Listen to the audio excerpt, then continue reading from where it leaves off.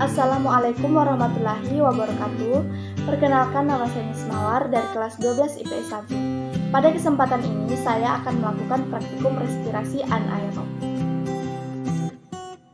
Alat yang diperlukan dalam praktikum ini adalah yang pertama adalah botol bekas, kemudian ada 2 sendok teh ragi,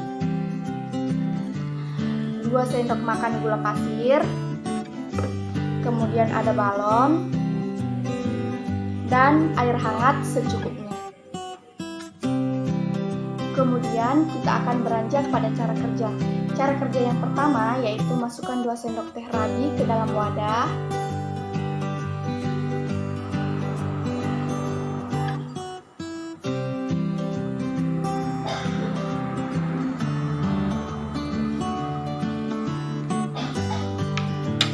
Kemudian tuang air hangat secukupnya.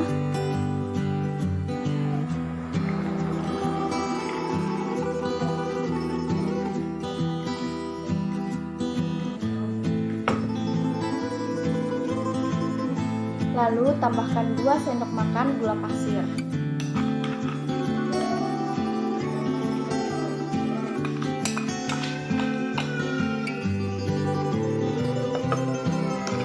Kemudian aduk hingga tercampur rata.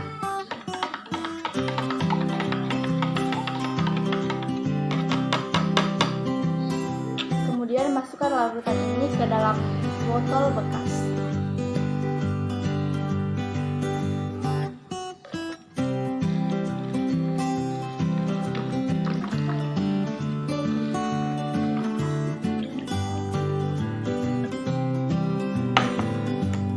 Lalu tutup botol menggunakan balon.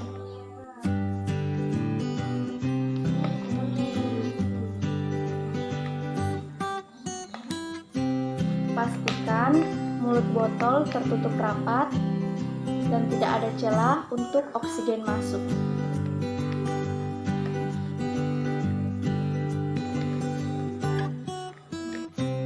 Lalu kita hitung menggunakan stopwatch.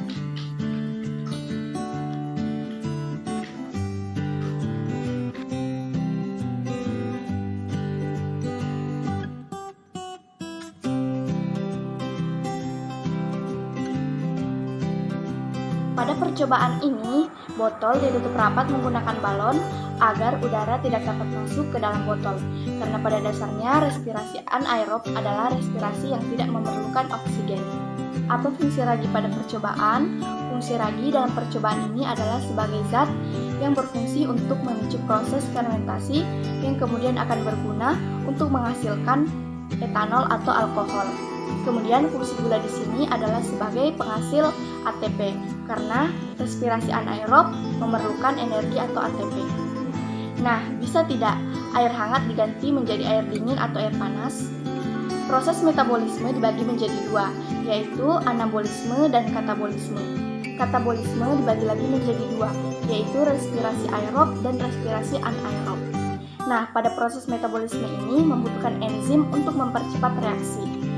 Enzim dapat bekerja dalam suhu tertentu. Jika suhu yang digunakan terlalu tinggi, maka enzim akan rusak. Sebaliknya, jika suhu yang digunakan terlalu rendah, maka enzim tidak dapat berfungsi. Maka dari itu, dibutuhkan suhu yang hangat untuk reaksi dapat bekerja secara stabil. Kita bisa melihat, larutan yang awalnya tidak memiliki gelembung, kini memiliki banyak gelembung.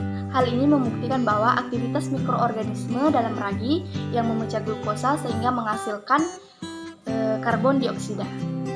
Bau yang tercium dalam larutan menunjukkan bahwa proses yang terjadi dalam botol menghasilkan zat etanol.